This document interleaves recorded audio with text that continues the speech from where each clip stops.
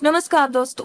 स्वागत है आपका हमारे YouTube चैनल पे, जिसमें हम आपको बताते हैं कुछ ऐसे तरीके जिन्हें अपनाकर आप अपनी जिंदगी बदल सकते हैं, अपने आप को खुशहाल रख सकते हैं, अपने आप को एक अच्छा जीवन दे सकते हैं। दर्शकों, क्या आपके घर में कोई व्यक्ति लंबे समय से बीमार है, जिसका उपचार करा के आप थक गए हैं? कोई दवाइयां लेते हैं, कई डॉक्टर्स को दिखा चुके हैं, लेकिन जो है वो दवाई उस पर असर ही नहीं करती है।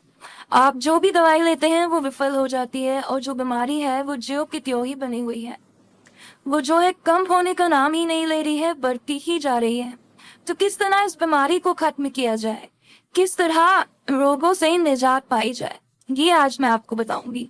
तो अगर आप चाहते हैं कि आपके घर में जो बीमार है वो ठीक हो जाए, तो सिर्फ और सिर्फ इस कलावे के माध्यम से और नेक नियत के माध्यम से आप उस व्यक्ति को पूर्णतः ठीक कर सकते हैं, स्वस्थ कर सकते हैं। दर्शकों, किसी भी कार्य को करने के लिए जरूरी है कि आपकी नियत साफ हो, आप नेक दिल के हो। अगर आप नेक दिल के हैं, आपकी नियत साफ है, आप सिर्फ अच्छा सोच रहे हैं, तो जो कार्य आप कर रहे हैं उसको सिद्ध होने में कोई नहीं रोक सकता। भगवान स्वयं आपका साथ देंगे उस कार्य को सिद्ध करने के लिए। लेकिन कब? जब आपकी नियत साफ होगी, आपके मन की जो मंशा है वो अच्छी होगी, तभी जो है ये कार्य सिद्ध होगा, तभी जो है जो तरीका है वो कामयाब होगा। जो विधि मैं आपको बताने जा रही हूँ वो सफल होगी। तो आइए मैं आपको बताती हूँ कि आपको करना क्या है।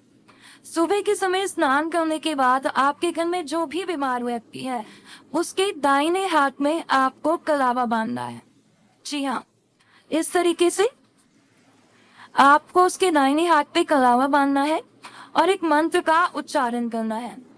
3 बार उस मंत्र का उच्चारण करना है, जो मंत्र मैं आपको बताऊंगी। और जब 7 बार आप ही घुमा देंगे कलावा, तो आखिरी बार आपको 3 गांठें बांधनी है। जी, आप कलावी की आखिरी बार में आपको हाथ पे 3 गांठें बांधनी है। जब आप 3 गांठ उसके हाथ पे मार देंगे, तो देखेंगे धीरे धीरे वे व्यक्ति ठीक होता जाएगा और वो जो है पूर्ण रूप से स्वस्थ हो जाएगा। तो आइए मैं आपको बताती हूँ कि वो मंत्र क्या है जिसकी सहायता से आप व्यक्ति को पूर्णतः ठीक कर सकते हैं। लेकिन मन में श्रद्धा और भाव रखना बेहद जरूरी है। और एक और बात का ध्यान रखिएगा कि जिस दिन जब आप ये कर रहे हो, ये विधि आप अपना रहे हो, उस दिन शनिवार होना चाहिए, क्योंकि शनिवार को इसका असर जो है वो बहुत ही जल्द होता है। और तो शनिवार के दिन आप करते हैं तो इसका असर आपको बहुत जल्द देखने को मिलेगा।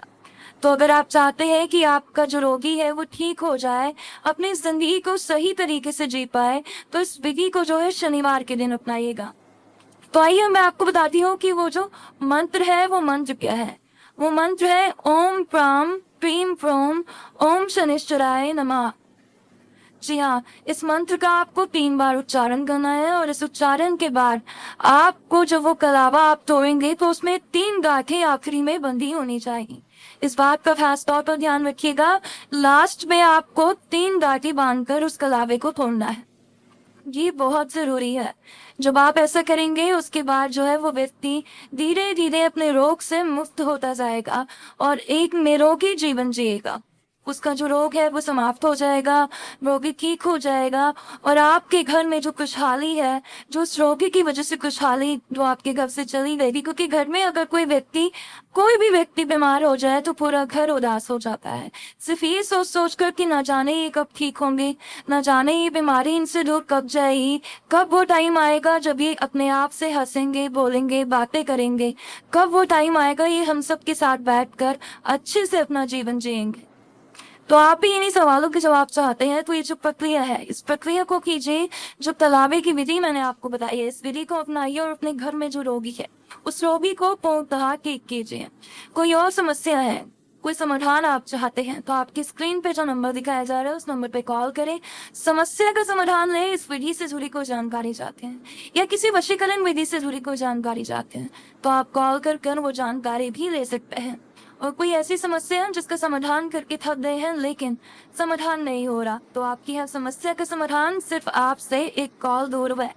जी हाँ, सिर्फ एक कॉल दूर आपकी समस्या का समाधान है। एक कॉल कीजिए और अपनी समस्या का समाधान पाइए। आपकी समस्या का समाधान होगा, लेकिन